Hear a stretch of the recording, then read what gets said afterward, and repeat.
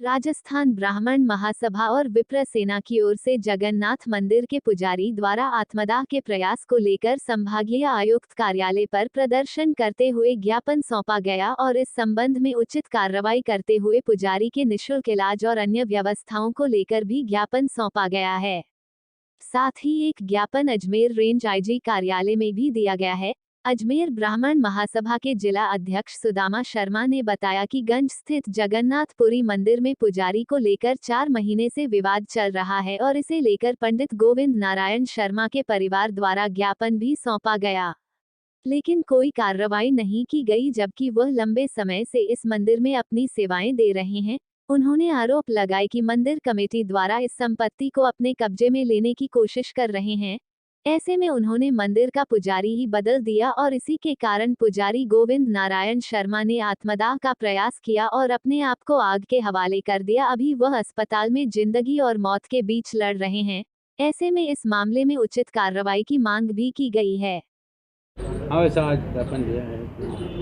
संभागीय आयुक्त को ज्ञापन दिया है। कल जिस प्रकार से जगन्नाथ मंदिर के पुजारी को आत्मदाह करने पर मजबूर होना पड़ा, एसपी साहब के सामने पेश हुए थे और पिछले 3-4 महीने से इस पर विवाद चल रहा था। एक नई कार्यकारिणी आई जो लगभग 55-60 साल से जगन्नाथ मंदिर में पूजा कर रहे थे।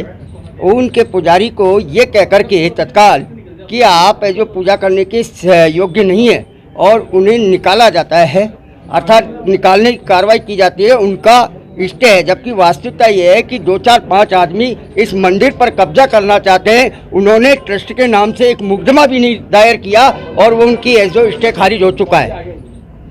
तो मेरा श्रीमान जी से निवेदन यह है कि उस पुजारी को समुचित इलाज की व्यवस्था की जाए और उसकी सुरक्षा बढ़ाई जाए। भविष्य में अगर ऐसा हुआ तो बड़ी विचित्र स्थिति हो जाएगी और सारे लोगों की धार्मिक भावनाओं को ठेस पहुँच रही है।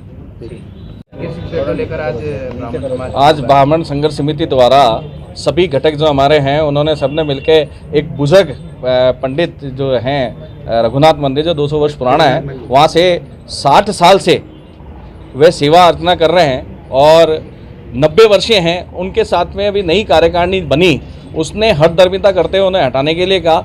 4 माह से वो संघर्षरत हैं। प्रशासन को और पुलिस अधीक्षक को, संबंधित थाने को वो शिकायतें दे रहे हैं कि उनकी पोते की पत्नी के साथ में भी गलत व्यवहार किया जा रहा है, उनके साथ गलत व्यवहार किया जा रहा है, लड़ाई झगड़ा किया जा रहा है और उनको हटाने के लिए कहा जा रहा है बार बार। तो वो निवेदन यही करेंगे, मैं 60 वर्ष से जब आपकी सेवा की और मैंने भगवान की सेवा की है तो आप मुझे क्यों हटा रहे हैं। उस पर कल जब वो एसपी साहब के पास गए तो एसपी साहब ने भी संतोषजनक, एक प्रशासनिक अधिकारी हैं, लोकहित है, जनता के लिए बैठे हैं, उन्होंने भी प्रशासनिक स्तर के ऊपर भी उनकी कार्रवाई नहीं कर उन्हें ये कहा कि आप जाइए, आप पहले खाली कीजिए, उसके बाद आज पुलिस प्रशासन का काम खाली कराना है तो फिर कोर्ट के काम क्या रह गए।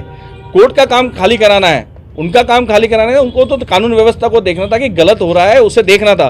पर एक तरह से जिला जो प्रमुख हैं पुलिस के, उन्होंने जिस तरीके का कृत्य किया है वह भी एक संतोषजनक नहीं है। उन्हें भी सोच समझ के उन्होंने, आज अगर वो ऐसे नहीं बोलते तो जो उच्च बैठे हैं उनका जो हौसले बुलंद हुए हैं, जिसकी वजह से कल एक बुजुर्ग पंडित ने आत्मदाह की कोशिश की है, जो 60% जल चुका है, वह कोशिश नहीं करता कि समय पर उन्हें न्याय मिलता। तो आज उन्हें न्याय नहीं मिला, जिसकी वजह से आज सभी रुष्ट होके, हमारे किसी धर्म से किसी जाति से नहीं है, अपराधी अपराधी होता है, उसकी कोई जात नहीं होती है।